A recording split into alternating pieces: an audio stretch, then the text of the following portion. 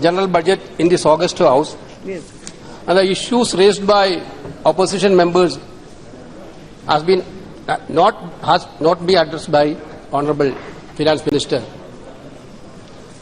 Now the situation is our financial condition. Some reports are coming about the government's view on GDP growth.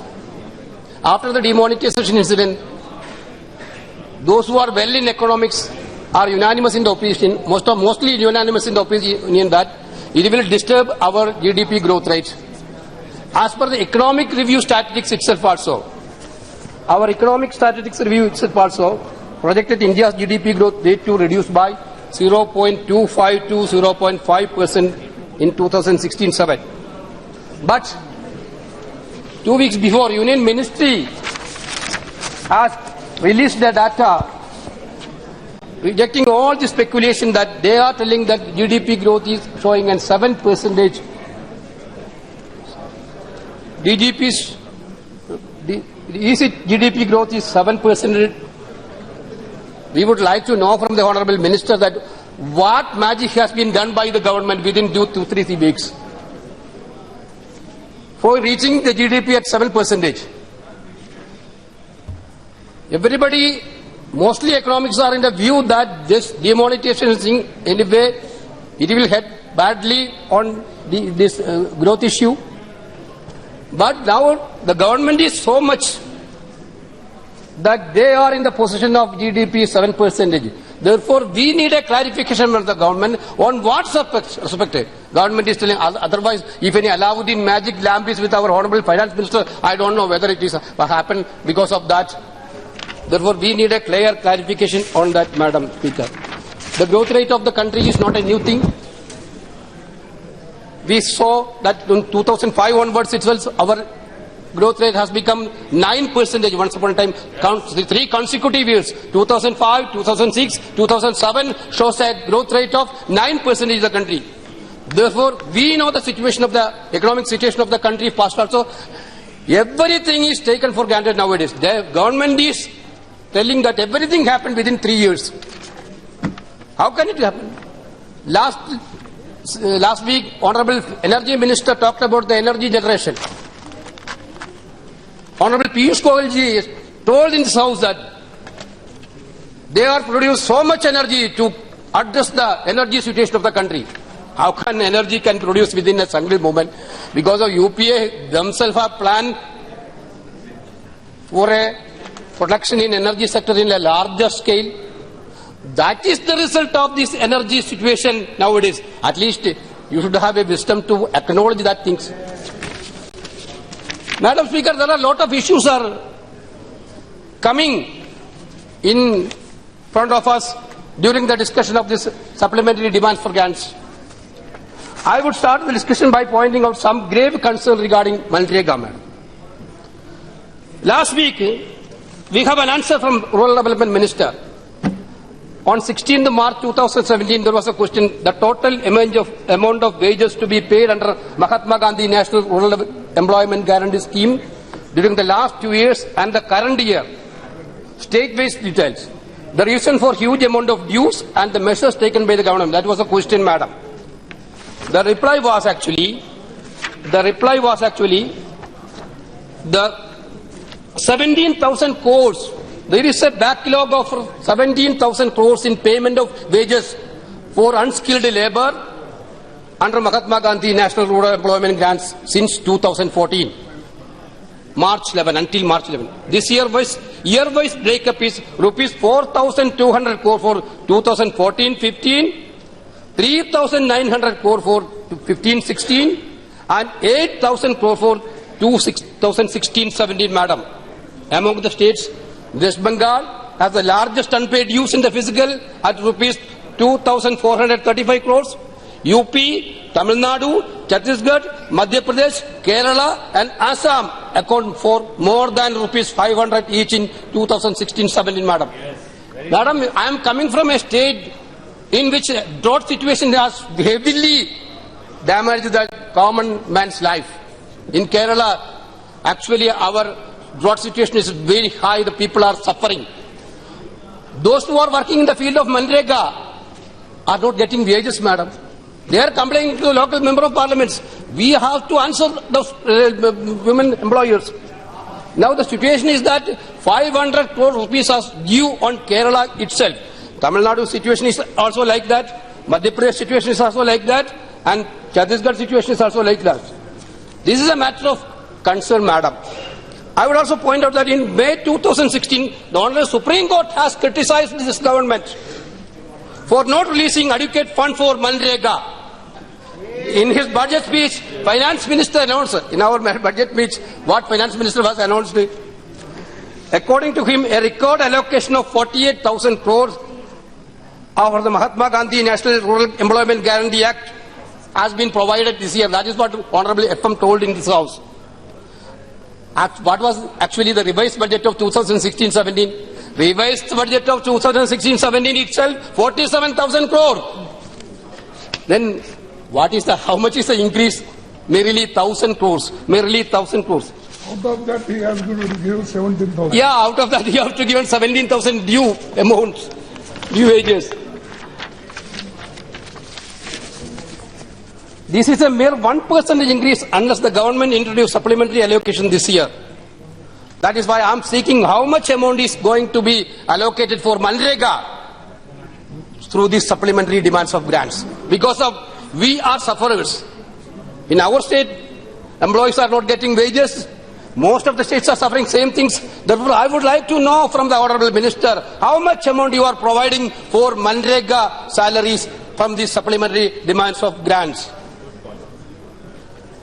Actually, this was one of the major program, one of the ambitious program. Even though our Prime Minister told us that in the first session of this House, Manrega become the memorial of Congress failure in governance. But you yourself is telling now that it is a major program. We are also happy to hear that. Madam Speaker, I would also point out the need for focusing on the welfare measures of farmers in the country. Our farmers are going through a period of crisis actually, throughout the country. In states like Kerala and Tamil Nadu, there is a fear of unprecedented drought, I told you. Due to shortage of rainfall and unpredictable climate change, the farmers are in a distress. Just 100 meters away from Parliament House, at Jantar Mandar, hundreds of farmers from Tamil Nadu is sitting in protest demanding central government intervention in agriculture crisis.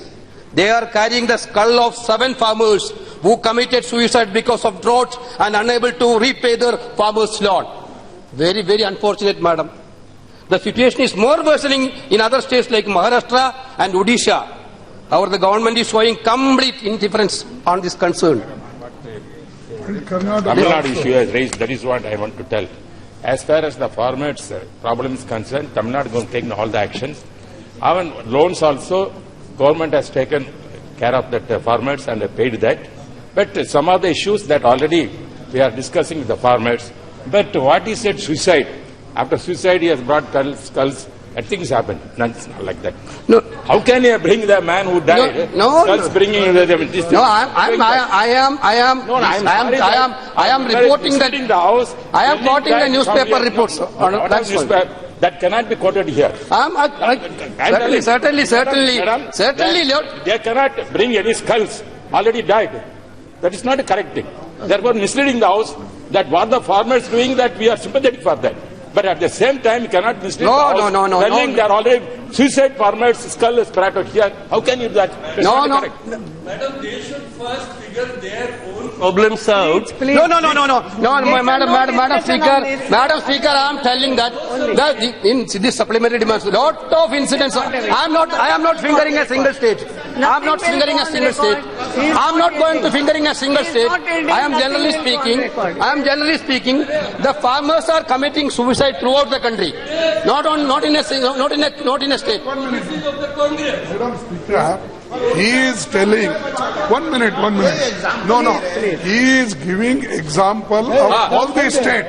He is not pointing out particular state. He quoted Gujarat. He quoted Madhya Pradesh. He quoted Orissa. He quoted Tamil Nadu, Kerala. Everybody's problems he is telling. What is wrong with How people are facing and whatever. Farmers are happy in your state. Whatever money is allotted, it is No, I'm less talking. I'm talking. and less. Madam, I am talking across the political limits. No, this is my time, madam.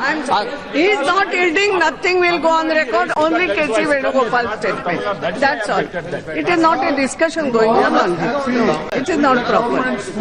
And whatever they are spending, you are happy. It is welcome. Please. You can do it. But we have got problems. Mallika, That's why he is telling. It's okay, he is able. He Madam is able. Speaker, beyond the political cause, I am telling generally, Okay, all over the country, farmers are suffering. that's all. Farmers are committing suicide. This is a real fact. How can we suppress that fact? How can we suppress that fact? Even I don't know whether Tamil Nadu farmers are happy. I don't know whether the Orissa farmers are happy. I don't know. But in general, I am telling that farmers in the country are in a distress mode. My point is that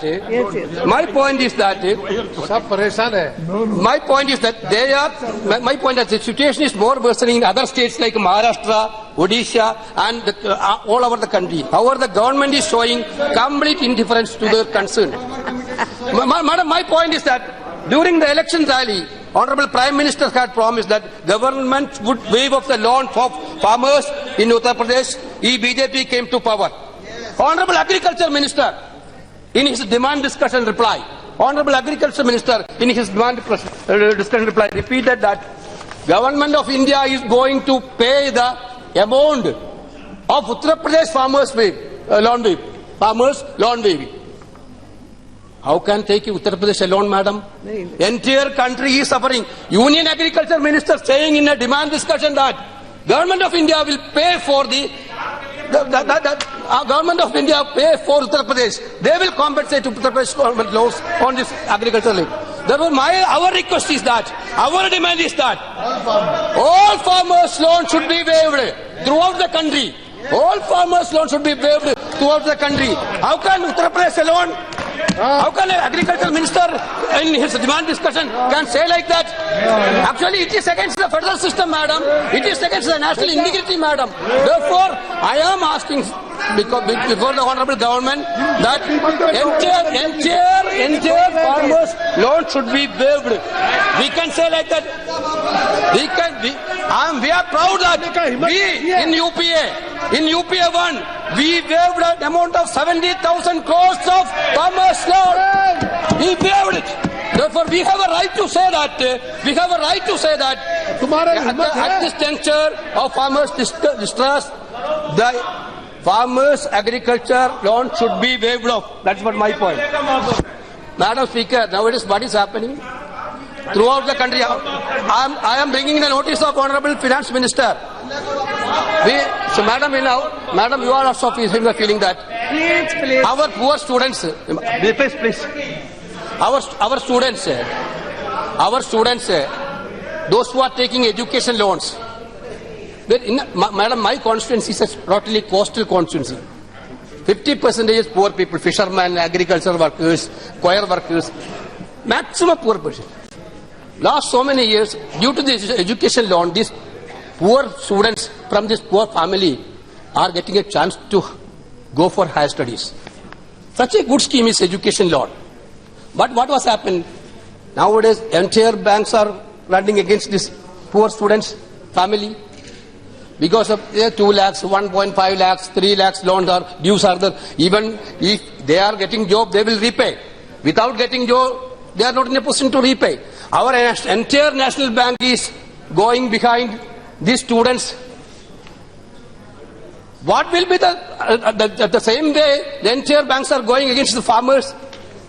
I am bringing into notice of Honorable SBI Chief's remarks. Arundhati Bhattacharya. Madam, what she was saying, I don't know whether the government is approving or not.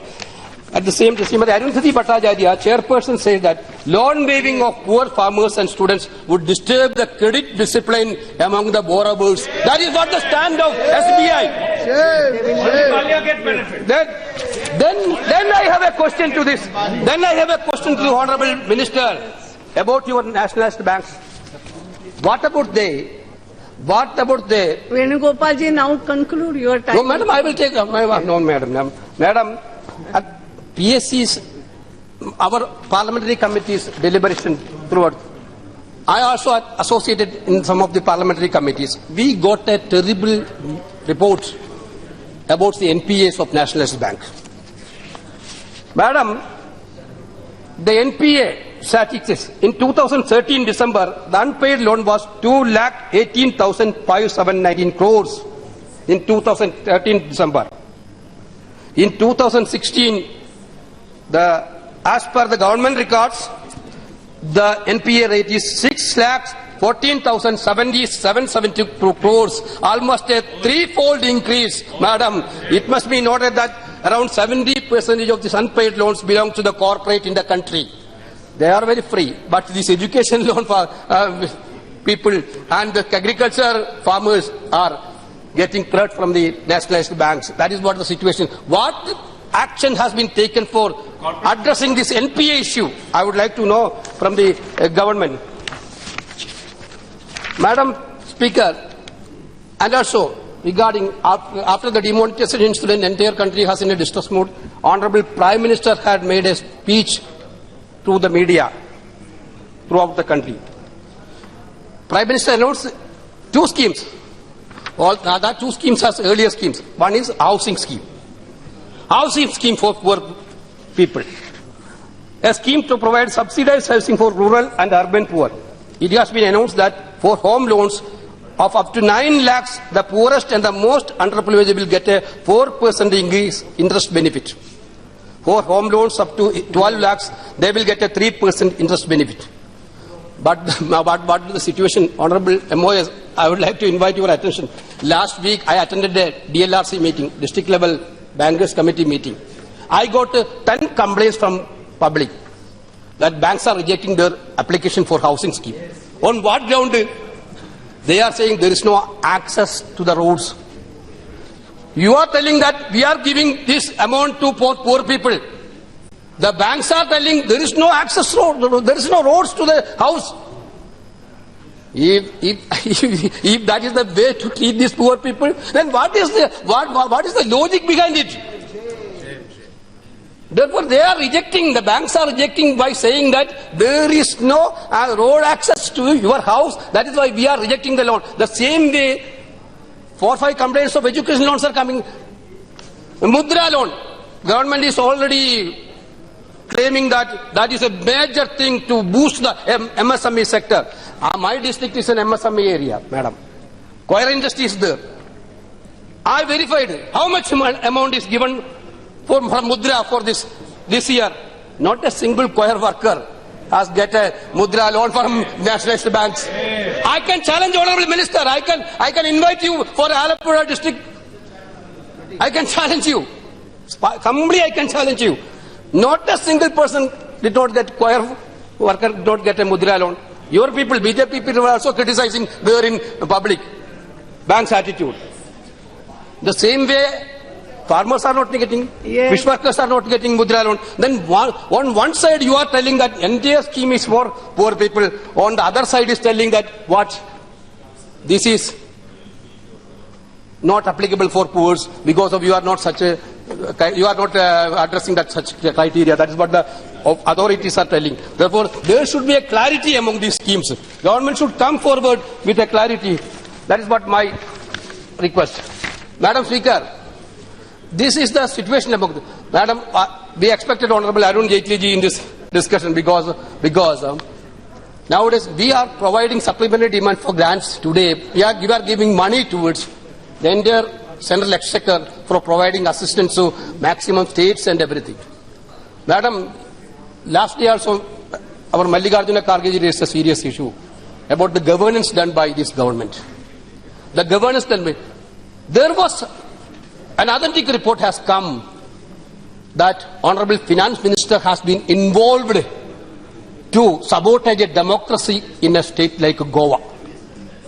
Finance Minister name has been, madam, that has been not by ourselves. That type of allegation come from not by ourselves.